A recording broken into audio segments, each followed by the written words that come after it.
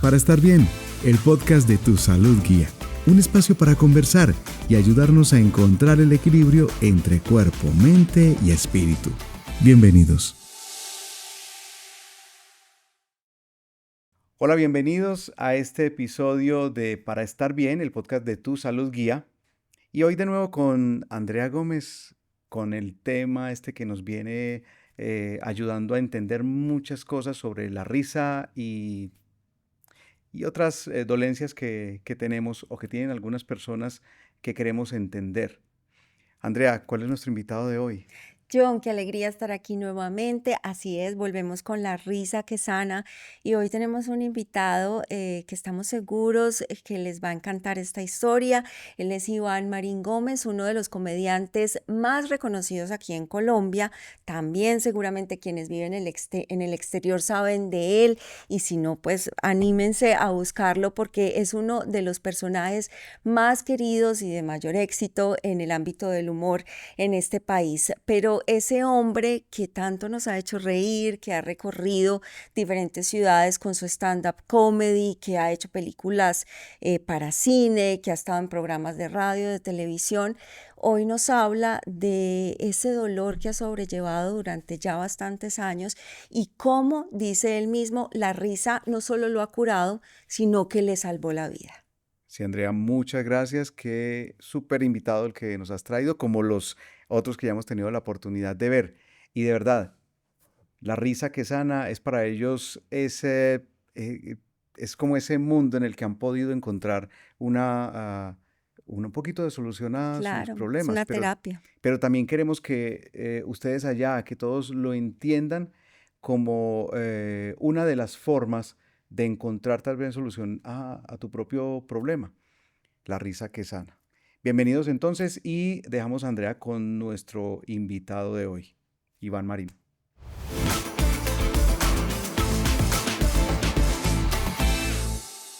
John, qué alegría, muchísimas gracias. Estoy muy contenta de estar acá porque esta es una oportunidad para contarle historias a la gente acerca de lo que puede lograr la risa, el humor, cómo incluso pues puede llegar a salvar vidas. Y como usted lo ha dicho, estamos con uno de los comediantes más reconocidos de Colombia, ya sin duda conocido también en otros países de Latinoamérica, ha pasado por películas, por programas de humor de radio y televisión, es uno de los comediantes en este género que conocemos como stand-up comedy más reconocidos y además de todo un ser humano excepcional, una persona maravillosa y un amigo que conozco afortunadamente y de manera privilegiada desde hace muchísimos años. Iván Marín Gómez, Marincito, ¿Qué tal, ¿cómo André? ¿Cómo vamos? estás? Tiempos de los tiempos. Tiempos de los tiempos. Hace mucho que nos conocemos. Recuerdo que fue precisamente por Vargasville. ¿Te acuerdas de ese manicomio Vargasville en el que estuvimos? Pero por supuesto lo recuerdo con demasiado cariño porque fue una época muy importante en los inicios de mi carrera. Fue de verdad muy, muy importante para mí. Qué maravilla, también lo recordamos por todos esos aprendizajes y todas esas experiencias del comienzo de nuestras carreras. Y bueno, seguiste por ese lado del humor y en varias ocasiones has dicho que la risa fue una cura para vos. ¿Así lo sentís? Oye, es que no, cura es poco. El humor fue mi salvación literal. Digamos, yo a los 20 años, durante una época, si no hubiera sido por el humor, muy posiblemente no estaría aquí con ustedes contando la historia.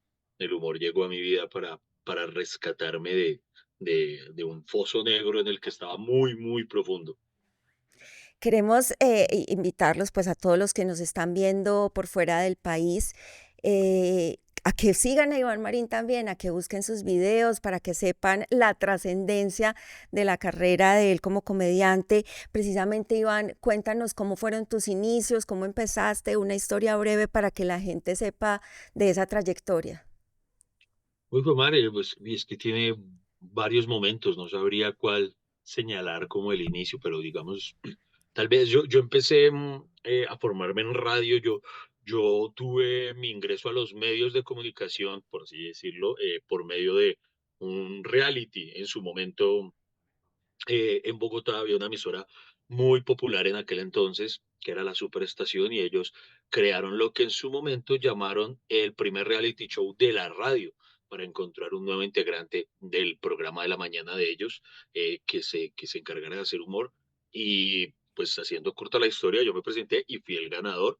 De allí, estando precisamente como parte de ese programa, conozco a Vargasville, que en una oportunidad como invitado al programa, y él le gusta lo que yo escribo para el programa, porque yo siempre hacía guiones para los invitados y le gustó, y entonces, de nuevo, haciendo corta la historia, él me recluta para formar parte del Manicomio Vargasville, se convierte en un padrino impresionante para mi vida y me voy a vivir a Medellín, y allí formo parte del Manicomio de Vargasville. Hacemos programas para Teleantioquia, trabajamos en Caracol Radio y los espectáculos del grupo en vivo, y allí estuve unos cuantos años hasta que después decido retornar a Bogotá para empezar mi carrera solista haciendo stand-up. Bueno, Iván, esa es una historia muy resumida, lo hiciste muy bien, sos bueno para sintetizar por lo que veo. Hay que ser concreto, hay que ser Eh, concreto cuando que es muy concreta y además bastante modesta, pues porque también sos eso. Y eso ha sido en buena medida parte de tu éxito. Y es un éxito que ha llegado a niveles que tal vez ni te lo imaginabas. Tal vez vos has sido el primer sorprendido, pese a que iniciaste esa carrera con todas las ganas de llegar hasta donde has llegado y seguramente vas a ir mucho más allá. Pero hace poco, o bueno, eso fue como a inicios de este año, me sorprendió ver una fotografía que contabas había sido tomada por uno de tus compañeros de comedia, en donde te veías pensativo, solo, creo que era como en un parqueadero, Ah, ok, y sí. describías ahí una situación muy dolorosa, decías, el monstruo que pensé que no volvería apareció de nuevo. Y yo no me había atrevido a enfrentarlo por no decepcionar a la gente, por no darle gusto a mis haters, pero me he dado cuenta que la única manera de enfrentar ese monstruo es precisamente reconociendo que está ahí. Cuéntanos cómo fue ese momento y de qué estabas hablando. Ya recuerdo. La foto en cuestión fue tomada en el camerino del Teatro de la Universidad de Medellín, y la tomó un gran amigo, comediante y fotógrafo, Alejo Mejía, que ese día estaba invitado a hacernos la apertura del show. Era un show de los de la culpa. Entonces, Alejo, en el backstage, le gusta capturar así momentos de manera natural. Es de estos fotógrafos que capta momentos orgánicos, no el de posen y sonrían, no. Entonces, hubo un instante en el que pues yo no me di cuenta cuando él tomó esa foto. Yo estaba alejado del grupo y presa de uno de esos ataques previos de pánico y ansiedad que me estaban asaltando a lo largo del año pasado. Entonces, el Teatro de la Universidad de Medellín, para quienes no lo sepan, es tal vez, no sé, puede que me equivoque, pero creo que es, si no el más grande, uno de los más grandes teatros de Colombia. Alberga, creo que son 1.600 personas, no sé. Entonces, como que ese nivel de responsabilidad, eh, las cosas más grandes hacía que se presentara aún más fuerte el monstruo, como yo me refiero a él. Y entonces en esa oportunidad, él captó esa foto, y cuando él nos envió las fotos, después me sorprendió ver esa foto. Yo dije, uy, pucha, mm, creo que este man no sabe lo que captó en ese instante. Y es que yo batallé con esto en silencio gran parte del año pasado, porque los de la culpa somos un colectivo de 6 comediantes en escena, y yo estaba siendo presa de este problema. Entonces, yo no lo quería socializar con los muchachos porque temía que se afectara la dinámica del grupo. Nosotros recochamos mucho entre nosotros, nos hacemos mucho bullying amistoso. Entonces a mí me preocupaba que si yo les dijera lo que me estaba ocurriendo, eh, por respeto, porque con todo y lo mamadores de gallo que somos en el fondo, somos muy respetuosos de este tipo de cosas, se se vieran cohibidos de la dinámica normal con la que fluye el grupo. Entonces yo me callaba y lo sufría todo en silencio hasta que, pues, por cosas de la vida, hubo un momento en el que hubo una coyuntura muy brava en la que terminé contándoles. Pero entonces en ese momento, remitiéndonos a la historia que cuentas de la foto, creo que la foto no está publicada en mi Instagram,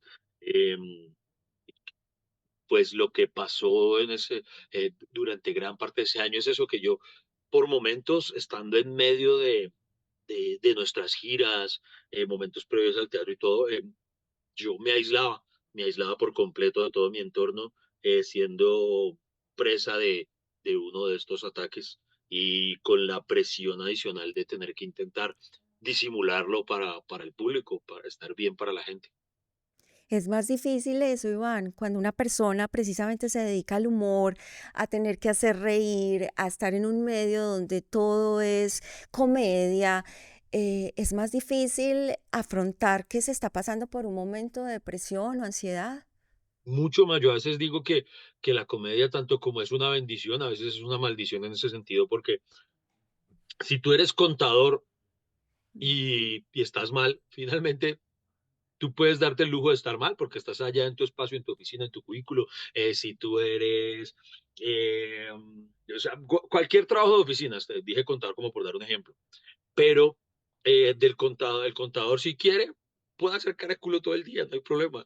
En cambio, del comediante se espera que esté todo el Claro, tiempo en tono gracia. Y tengo compañeros que tienen la capacidad, llamémoslo así, o no sé, de si estás mal, demostrarlo sin problema, de si están bravos, pero yo tengo el problema, no sé si es un problema, sí, en el fondo es un problema, que yo pienso mucho, mucho, mucho en el público y no me gusta decepcionarlos en un encuentro personal. Cuando las personas me encuentran, yo siempre procuro corresponder con un saludo, con una sonrisa, con algo, porque pienso que igual las personas no tienen la culpa de lo que me está pasando y, y entonces como que hago un enorme esfuerzo por estar bien ante ellos, para que se lleven un buen recuerdo de lo que fue ese breve encuentro.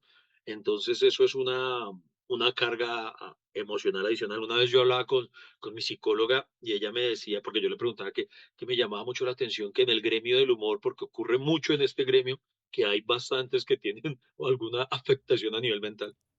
Y ella sí, me decía que tal vez obedecía a eso, al hecho de que nosotros tenemos una imposición social de tener que estar bien alegres, sonrientes, y eso genera una carga adicional que tal vez no tienen otros oficios en los que incluso se pueden dar el lujo de estar desempeñando su oficio, estando cargados y expresándolo, manifestándolo sin que ello afecte a nadie, a su entorno, en cambio a uno no.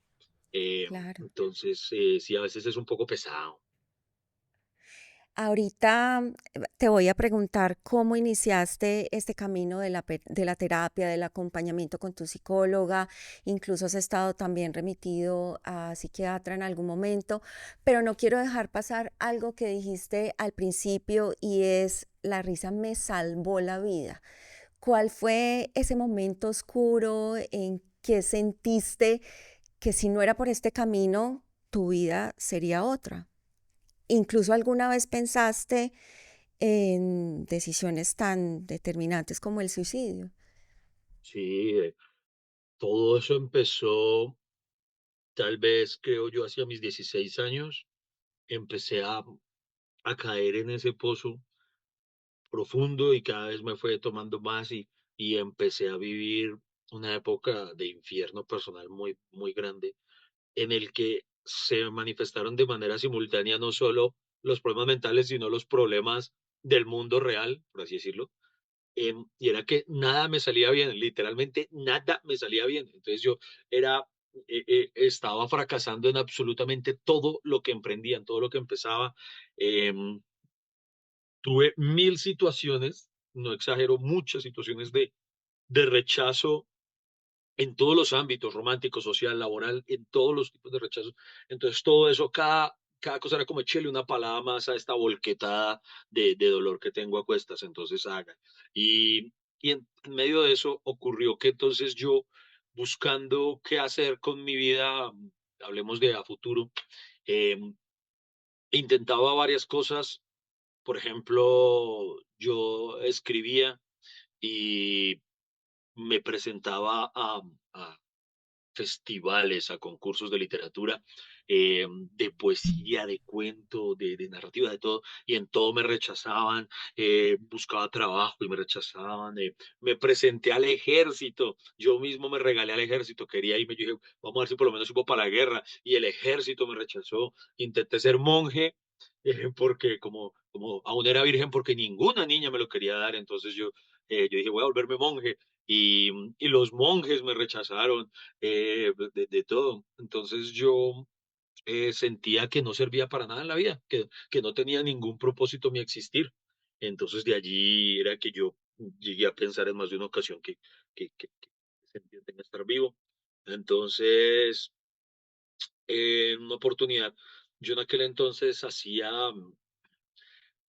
narración de cuentos, pero eran cuentos, yo escribía cosas muy sórdidas, muy acorde a lo que me estaba pasando en mi interior.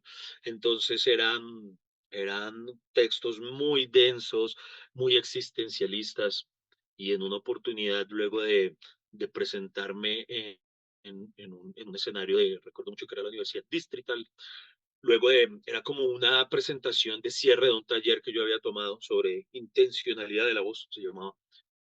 Entonces se acerca una chica que vio mi presentación y dijo que le había gustado mi acto, que me quería invitar a un espacio que ella manejaba.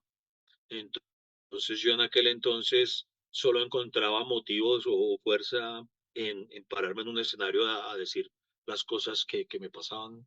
Entonces acepto la invitación, y cuando voy al lugar que ella me invita, resulta que es un sitio que es un bar.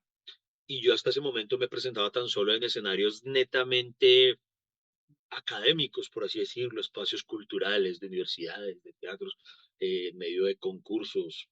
Entonces, era la primera vez que me hallaba frente a un público que era en busca de divertimento, que estaba como en otro mood social. Entonces yo dije, no, aquí no puedo ser aburrido, mamerto con mis cosas. Les voy a intentar ser simpático, divertido.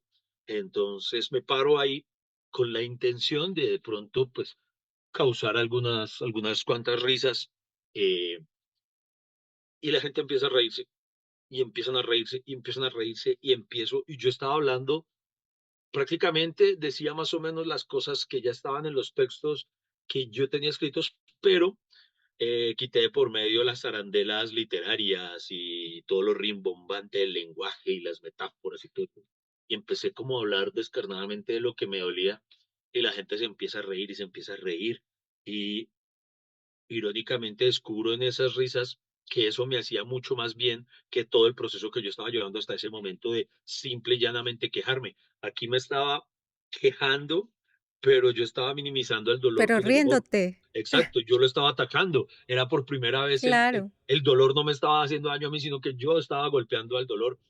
Y ahí encontré la solución. Ese día yo sentí que era como que yo le preguntaba a Dios, Dios, ¿para qué me trajiste al mundo? Y es como si ese día tuve una epifanía, era como si Dios estuviera ahí sentado y me estuviera diciendo, mijo, ¿te estaba preguntando? Vea.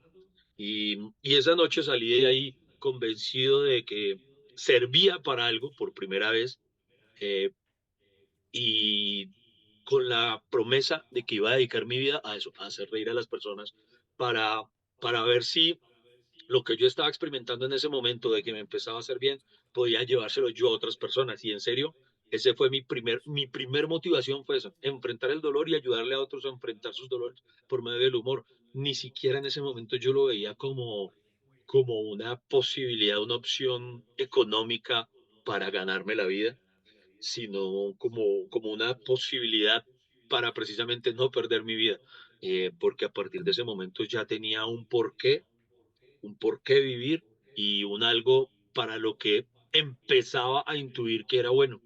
Entonces, por eso digo que el humor me salvó la vida, porque me dio un propósito. El humor me dio un propósito. Y después de encontrar ese propósito, Iván, pues viene una carrera que no ha sido para nada fácil, pero sí ha sido un ascenso constante, o sea, después llegó televisión, después llegó el cine, después llegaron programas de humor tan reconocidos aquí en Colombia como Sábados Felices. Mejor dicho, uno diría, este hombre no tiene límite para el éxito. Y por eso sorprende que con todo ese éxito, con todo lo que muchas personas tal vez ven como una vida perfecta, que eso no existe obviamente, pero muchos lo verían así a simple vista, eh, vuelven las crisis y vuelven esos interrogantes acerca de qué me pasa y vuelves a sentir la necesidad de entrar en un proceso justamente de acompañamiento para ver qué es lo que está sucediendo. Cuéntanos cómo en medio de todo ese éxito profesional, de todos esos sueños logrados, vuelve otra vez ese monstruo como tú le decías.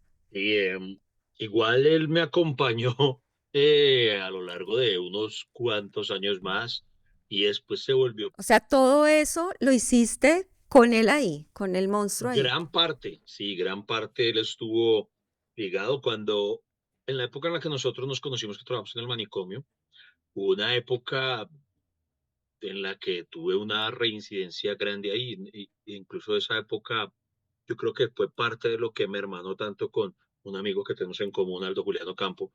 Eh, Hubo un tiempo en el que vivimos como roomies, fui el roommate de él, Sí. y él fue testigo de cómo me desmoroné estando nosotros en la época del manicomio. Hubo un par de días en los que yo no fui capaz ni siquiera de pararme y no fui a la emisora y le pedí a él que me cubriera, no sé, y él me veía arrasado por el llanto y acurrucado en la cama. Y, y así fue un tiempo. Y luego, ya estando yo también con mi esposa, eh, fueron, no sé, como cíclico, digámoslo así. Me dejaba descansar 2 años, di tú, y volvía. Y de repente volvía y entraba yo en otra crisis y me duraba un tiempo y después se iba y volvía a los 2 años y así. Y eso fue recurrente, buen tiempo. Y ya para esta última etapa, yo de verdad, ingenuamente lo creía etapa superada porque tal vez llevaba, creo yo, unos 6 años sin manifestarse ningún problema. Entonces yo ya había empezado a verlo como algo de mi pasado, como algo que ya no tendría por qué volver. Porque si bien es cierto que sabía que ya no estaba sujeto a lo que las personas suelen asociar la depresión, yo digo que las personas confunden mucho el estar achantado con tener depresión. Sí, así es. Entonces, entonces yo si bien sabía que no era el producto de eso, sí pensé que de pronto ya teniendo todo entre comillas resuelto, lo económico, lo profesional, mi familia estaba bien, mis hijos bien, no tendría por qué ser de nuevo. Yo, y todo marchaba bien. Cuando, incluso con mi esposa, de cierta forma, celebramos el hecho de que, si ustedes recuerdan, y aquí en este canal que tanto manejan la salud mental, deben saber que el tema de los problemas de salud mental se dispararon mucho en la época de la pandemia, del encierro. Sí, Muchas personas empezaron a manifestar, muchas personas se divorciaron, muchas personas empezaron a experimentar ansiedad y todo eso. Y nosotros celebramos el hecho de que durante todo el encierro yo estuve perfectamente bien. No, no experimenté absolutamente ningún problema. Incluso de alguna forma, para mí la pandemia, esa época de encierro fue, aunque fue pues impuesto, fue obligado, pero a las malas fue una pausa que necesitaba porque en ese momento mi carrera profesional iba tan, pero tan bien que yo vivía en un ritmo frenético incansable. Yo vivía demasiado ocupado y tal vez ese alto fue súper positivo, tal vez para mí fue todo lo contrario y por eso fue muy bueno. Yo me acuerdo en una anécdota muy, sí, sí, creo que se puede decir bonita o no sé, bueno, cuando empieza la pandemia, habían transcurrido tal vez unos 15 días de encierro en la cuarentena y entonces me dice mi hija, me dice, papi, ¿sabes qué me gusta la cuarentena? Y yo digo, ¿qué, amor? Me dice, que por fin te tengo para mí. Y yo, uff.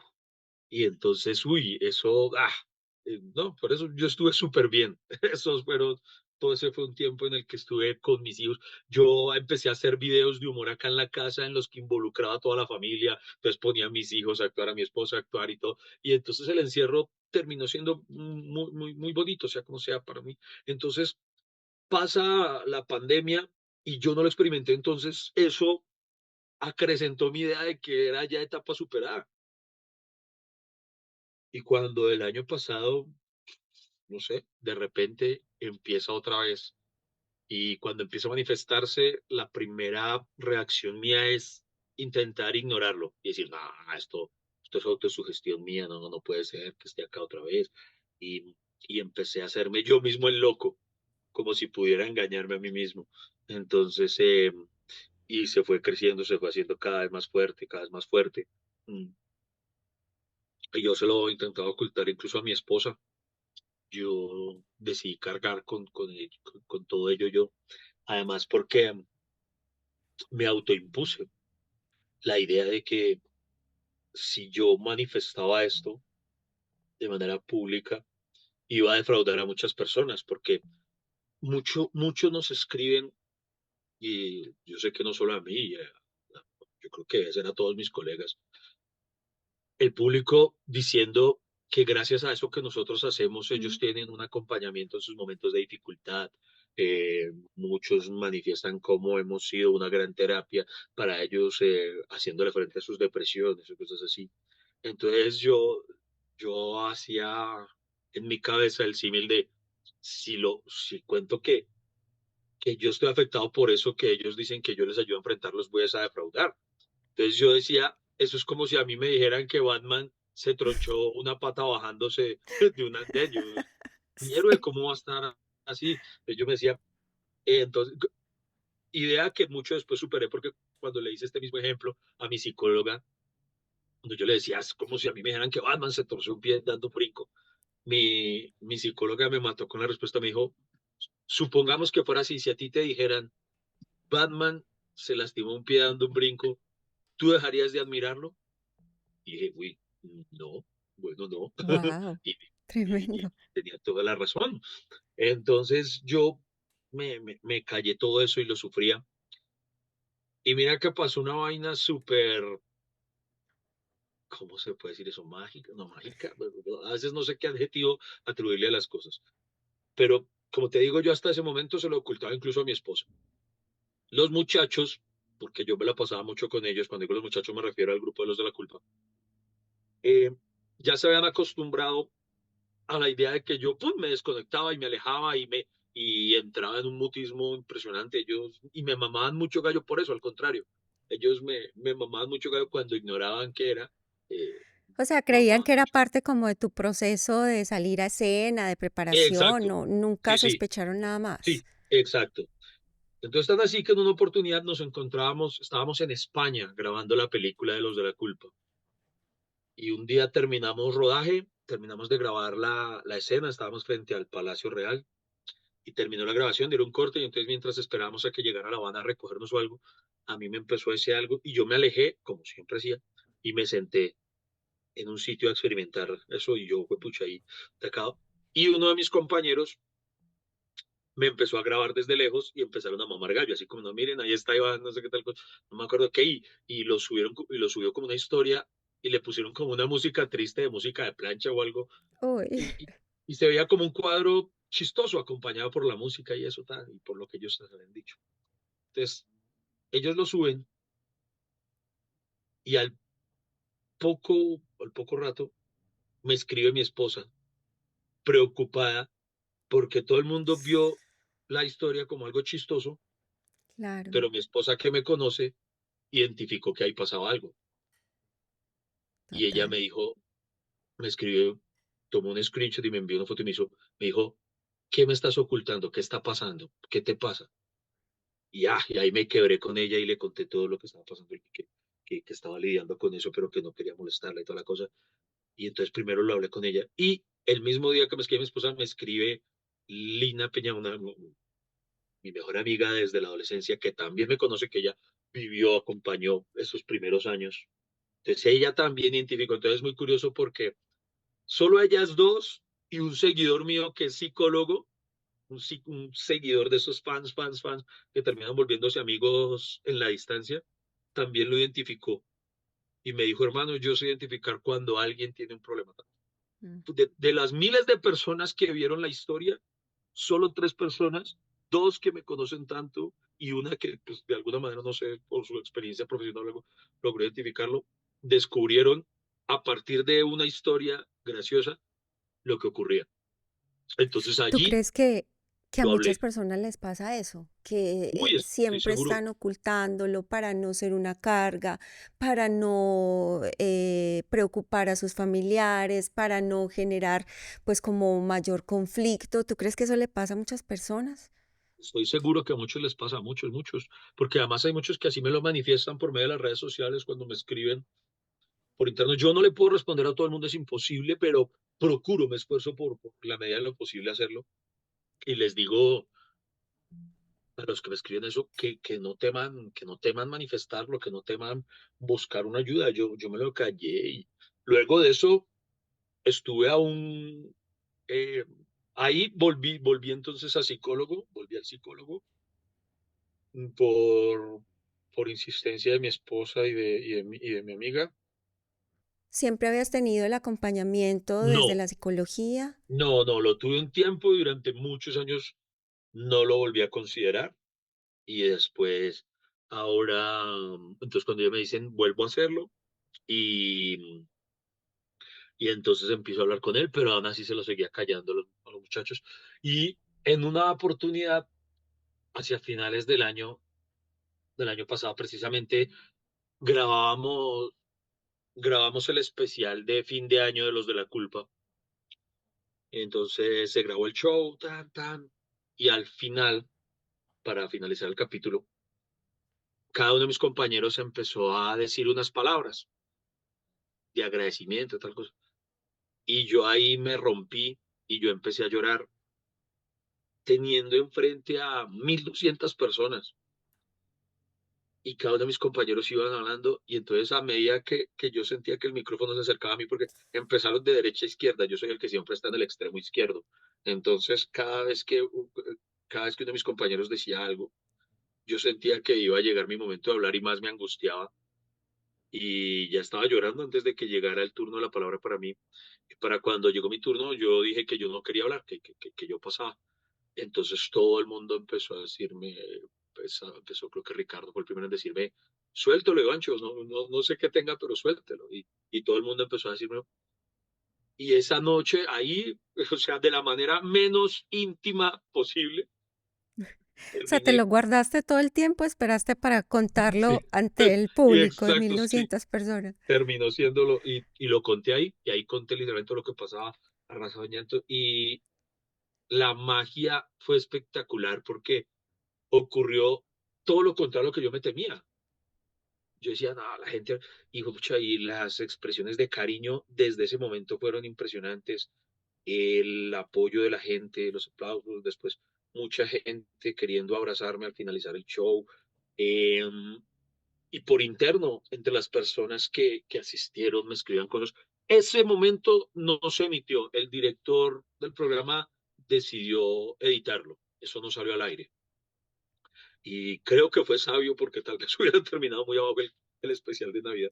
Pero, pero entonces, entre quienes estuvieron presentes ese día, lo supieron y yo después lo conté, yo conté ese pasaje, eso mismo que acabo de relatar acá, lo conté en un programa al que me invitaron, un programa que se llama La Risa Cura, allí lo conté por primera vez, así ya al aire de algo. Y, y desde entonces ha sido muy bonito el ver como contrario a lo que yo pensaba que pudiera decepcionar a la gente, creo que como que a la gente que está pasando lo mismo les da esperanza el ver que yo he podido superarlo o he podido ya ya no digo superarlo porque ya creo que yo ya hoy creo que debo ver esto como como se refieren los alcohólicos a su adicción o cualquiera y que cuando dicen que por ejemplo un alcohólico lo va a hacer toda la vida aunque ya deje de tomar. Entonces, Como que yo ya prefiero en este punto de mi vida, prefiero pensar que siempre voy a ser un depresivo, así no esté presente la depresión, pero para siempre tener las alertas prendidas ante su presencia. Entonces, Iván, ¿y sientes que ha sido importante hablar del tema, exponer tu vulnerabilidad? ¿Le ha ayudado tal vez a muchas personas también a pensar que si están pasando por esa situación, pues también lo pueden superar y que si una persona que lo tiene todo como tú o como vemos a muchas personas famosas, pues dirán, es que lo tienen todo, ¿por qué se sienten tristes? ¿Por qué se sienten deprimidos? Minimizando de alguna manera esa situación. Por eso sientes que es importante hablarlo y exponerlo, que sepamos que las personas famosas viven estas situaciones. claro, yo creo, quiero creer que sirve de alguna manera el que yo lo hable, quiero creer eso. Y Y así lo siento. Si bien es cierto lo que dices, por ejemplo, incluso uno no está exento a las burlas, las sigue habiendo. No falta el que dice, ay, pero va a llorar un man que lo tiene todo, no sé qué, tal vaina. Eso va a haberlo siempre, de todas formas. Pero yo creo que es mucho más el bien que de pronto hacemos. Mira que a mí, por ejemplo, me impacta demasiado, demasiado, demasiado cada vez que vemos el caso de un famoso, de una personalidad exitosa, hablando de éxito como lo entiende la sociedad, que se suicida. Cuando cuando ocurrió lo de Robin Williams, cuando ocurrió lo de Chester Bennington, cuando ocurrió lo de este Anthony Bourdain, cuando, todas esas personalidades que llegan, yo siempre, eso me afecta demasiado porque digo, madre, perdieron la batalla en algún momento, la dieron mucho tiempo hasta que no pudieron más. Y hace poco leí una frase, no sé a quién pertenezca, pero me impactó muchísimo y creo que es cierto, que dice que las personas que se suicidan no es que se hayan cansado de vivir, sino que se cansaron de sufrir. Y ese es un sufrimiento que está que está presente, está muy constante y que absolutamente, yo sé que quien no lo ha vivido no tiene cómo entenderlo, pero no tiene absolutamente nada que ver con el dinero, con la popularidad, al contrario, muchas veces eso al contrario es un peso mayor.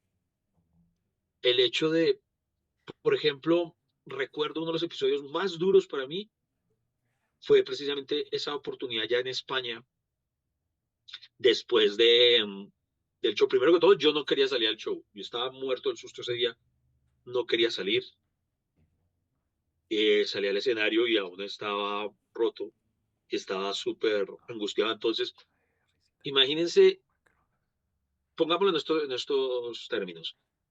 Sería, entre comillas, lógico que una persona, digamos, que está en un cuchitril, está viendo en un cambuche, esté llevado el hijo de madre, sería lógico y entendible, digámoslo entre comillas, uno diga, que esté mal Sí. por la situación que está viendo. Pero que una persona que está sobre un escenario aplaudido por miles de personas que lo están admirando, que le están prestando cariño, que le están pagando por eso, ¿qué tal? Escapa a la lógica. Sí, pero ¿por qué este man está así? Es difícil de comprender. Y precisamente estar allí, teniendo frente a ti a personas que te aplauden, y tú por el contrario estar muerto del susto y viendo a estas personas que te están expresando tu cariño, pero viéndolas como algo que te está haciendo más daño en ese momento, eh, es muy duro. Después nosotros, cuando la oportunidad se presta, salimos a tomarnos fotos con el público. Y por ejemplo, en esa oportunidad en España, pues imagínate, tuvimos personas que viajaron incluso desde otros países. Había personas Uy. que habían viajado desde Bélgica, otros desde Londres, porque les quedaba más fácil por lo menos ir allí dentro de Europa a vernos que viajar a Colombia. Entonces, nosotros dijimos, nosotros tuvimos dos funciones. Entonces, la primera función terminaba a las 4, digamos, era a las 4, entonces terminaba a las 6, hay que evacuar rápido al público para hacer el cambio de público, entonces no había cómo responderles, entonces nosotros, pues apenados porque no podíamos, le dijimos a ese público de esa primera función, si ustedes tienen la paciencia de aguardar afuera del teatro, les prometemos que cuando terminemos la segunda función salimos a tomarnos fotos con ustedes. Entonces, luego de esa promesa teníamos que hacerlo. Y yo estaba muerto de susto, yo no quería, y no por ellos, sino por mí, por lo que me estaba pasando. Entonces, yo toda esa sesión de fotos la sufrí como no te imaginas. Uy. entonces uno no sé cómo explicarlo. En ocasiones eso, el éxito puede ser al contrario. Pesa.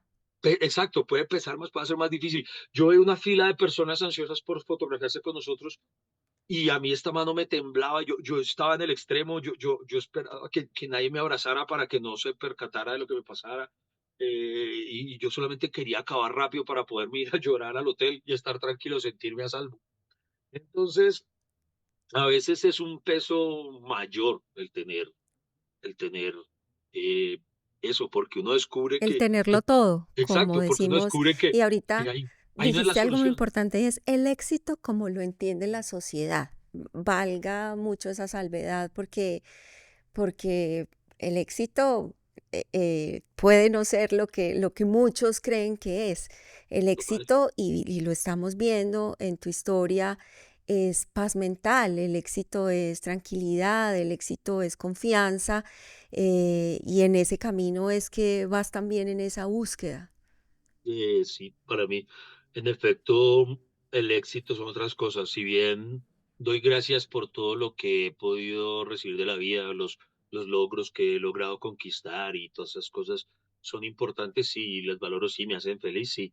Pero el éxito para mí no está supeditado solamente a eso. El éxito para mí es el hecho de que mi hijo está estudiando en los Estados Unidos y todos los días de mi vida hablo con él y porque es él el que me llama. Yo soy un papá que ni siquiera tiene que llamar a su hijo. Conozco muchos padres, tengo amigos que sus hijos adolescentes ni quieren compartir con ellos. A mí me pasa todo lo contrario. Mi hijo me sigue buscando a Tus hijos son diario. tus primeros fans. Ajá. Entonces, para mí eso es el éxito, el saber que la primera persona a la que mi hijo piensa para contarle cualquier cosa que le haya pasado es su papá. Para mí eso es el éxito. Para mí el que mi hija se arroje a abrazarme cada vez que yo llego a casa, eso es el éxito. Para mí el éxito es que en un gremio donde todos a mi alrededor se divorcian, como cada día, mi esposa y yo logramos seguir juntos. Para mí el éxito son muchas otras cosas. Entonces, en ese sentido, o sea, yo me considero exitoso, pero no necesariamente por las mismas cosas que la gente me considera exitoso. Qué bonito eso, Iván. Y así como te reías de esos dolores de adolescente, de esa búsqueda, ahora te sigues riendo de tu depresión. ¿Cómo Uf, te gozas a ti mismo? demasiado, a mí me gusta, incluso por ejemplo, mira que yo publiqué hace 2 años, si ya va para 2 años, decidí publicar un libro de poemas que escribí entre mis 15 y mis 20 años.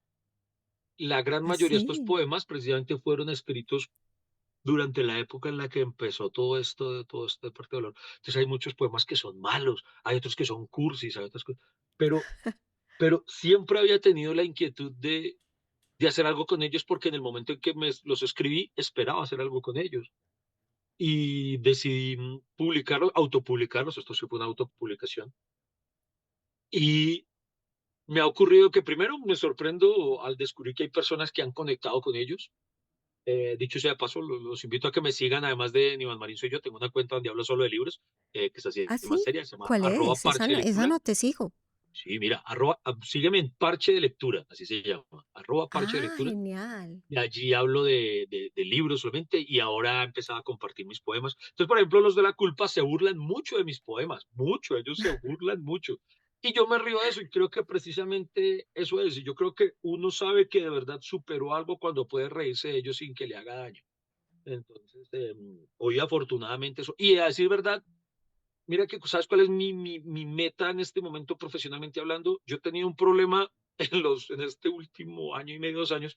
Resulta que por un lemotif que tengo o que surgió de manera natural dentro de los de la culpa, mis compañeros me la montan a mí que porque dicen que yo soy el buena vida del grupo. Entonces, cada vez que yo cuento alguna anécdota que involucra un viaje o alguna excentricidad, entonces ellos dicen que esos son dramas de la clase alta. Entonces este lemotif se volvió tan reiterativo que en torno a mí existe este dramas de la clase alta. Entonces yo prometí hace más de año y medio ya que mi próximo show de stand-up se llamaría Dramas de la clase alta, el cual Ajá. no he podido escribir y ya vengo prolongando el estreno pero sí, en serio espero el próximo año, sí, de verdad, lanzarlo. Pero ¿Sabes adicional qué a eso, vi? Perdón que te interrumpa, pero ¿sabes qué vi buscando información tuya?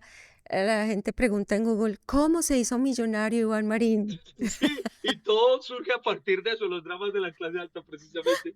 Entonces quiero escribir un show, o sea, quiero que mi próximo show gire en torno a eso, pero precisamente el reto y por qué se me ha complicado tanto, porque no quiero enumerar solamente anécdotas de cosas que he vivido en viajes, sino que realmente lo que quiero es que con este show haya un mensaje de valor, además de que se ríen obviamente, acerca de esto. O sea, en este show quiero, aunque va a ser un show obviamente para reírse, quiero poder hablar de la depresión de una manera en que la gente entienda que todos podemos vivirla eh, de cualquier forma.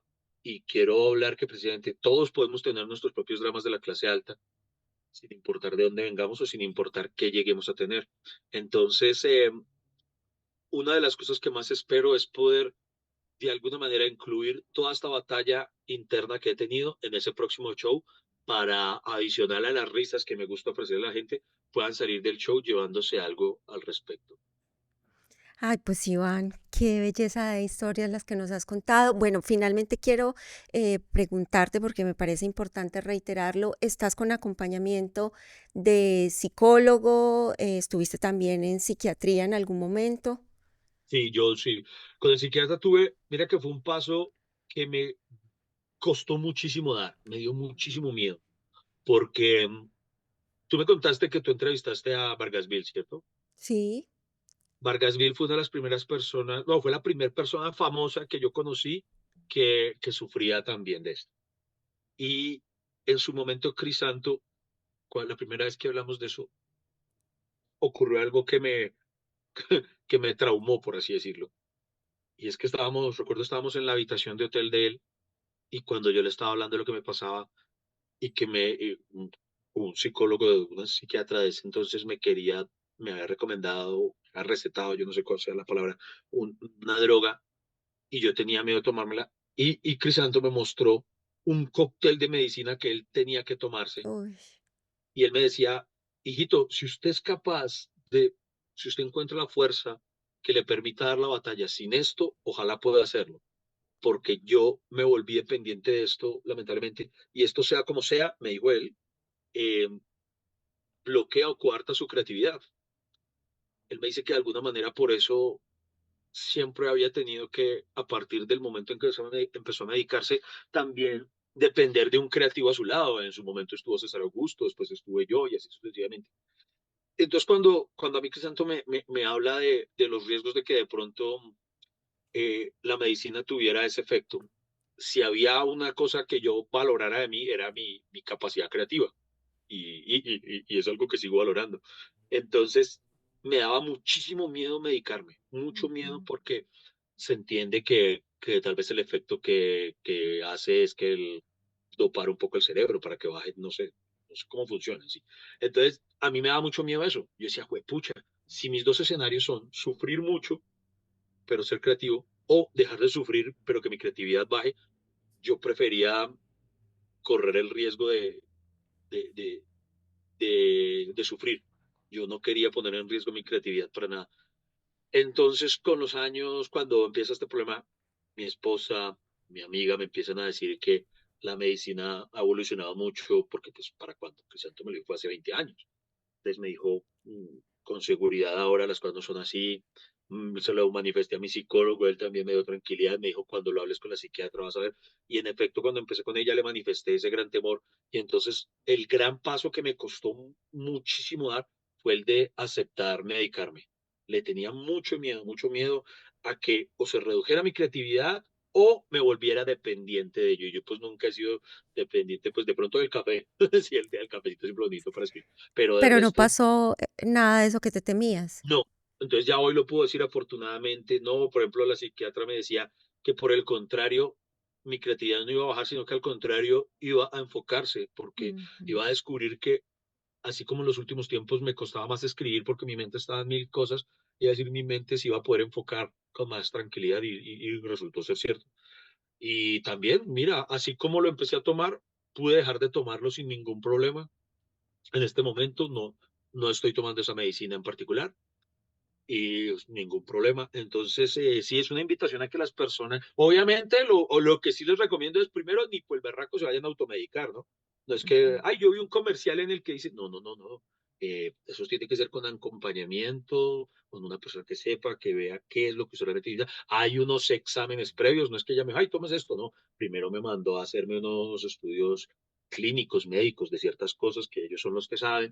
Entonces, mi mensaje para quienes ven esto es primero, entiendo si tienen temor, pero de verdad, confíen que bueno, por algo la ciencia es ciencia, madre de Dios, y por algo estas personas estudian esto que estudian y saben tanto al respecto. Entonces, el consejo que sí doy es sí, ojalá poder tener un acompañamiento profesional. Sé que tu entrenador personal te está esperando a que termines esta Sí, entrevista que eso también es para parte de la hacer su terapia. jornada. El ejercicio Y por físico eso te también me lo quiero recomienda. preguntar, ¿has recurrido siempre al ejercicio? ¿A qué otras No, alternativas ahora, recurres para mantenerte bien, para mantenerte tranquilo? Ahora, ahora, aparte de la terapia, de lo que me decían, y de verdad la actividad física es parte importante también de eso, entonces ahora, porque no antes no practicaba nada, ¿no? Ahora entonces estoy con Sí, entrenador, yo y me como yo soy acuerdo. flojito, Y te volviste súper juicioso con el deporte. pues ahorita estoy juicioso. Es muy nuevo en mi vida, pero no, estoy juicioso. Antes yo no tomaba agua, ahora tomo agua constantemente. Sí, sí, pues, además, porque los años llegan, muchachos, no solo por estar deprimidos. ¿Y estás durmiendo bien? Sí, afortunadamente duermo muy bien, entonces, que eso es parte clave, es Sí. fundamental. Entonces, no, sí, estamos, sí, sí, en un buen momento, afortunadamente, pero como les digo, uno en esto no puede cantar victoria y decir, ya, lo vencí, no. Yo digo, ahí lo llevo domado. Y creo que lo has domado muy bien y creo que afortunadamente lo has domado y nos has enseñado ese método de domador que has tenido. Y creo que esta conversación, Marincito, como yo te digo, le va a servir a muchas personas. Y desde el alma te agradezco por haber dedicado una parte de tu tiempo a exponer esa realidad, a exponer esa vulnerabilidad que no para todo el mundo es fácil hacerlo, pero que hay mucha grandeza ahí, en compartir tu experiencia, en darle luz a muchas personas que seguramente también están pasando por un momento similar y se sienten perdidas y se sienten que son las únicas y se sienten que no van a poder salir de ahí. Gracias de todo corazón y que lo que vengan sean éxitos y alegrías y paz, mucha paz en esa mentecita tan alocada y tan creativa. Muchas gracias, André, me hace muy feliz haber hablado esto contigo y una vez más el mensaje para todos los que puedan estar experimentando algo así, tranquilos que al monstruo no sé si se le puede derrotar, pero sí se le puede domar. Así que háganle, no teman buscar ayuda. Gracias, Marina. Un abrazo inmenso. Te quiero mucho, te admiro y seguiremos muy atentos a todos esos triunfos que seguramente van a seguir llegando. Chao. Muchísimas gracias, chao. Ahí va, el beso volador. Oh, ¡Mua! chao, chao, chao, gracias. Chao, chao.